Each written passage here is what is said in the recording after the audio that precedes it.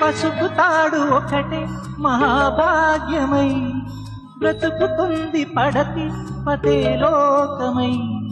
మగని మంచి కోసం పడే ఆర్తిలో సతిని మించగలరా మరే ఆర్తులు.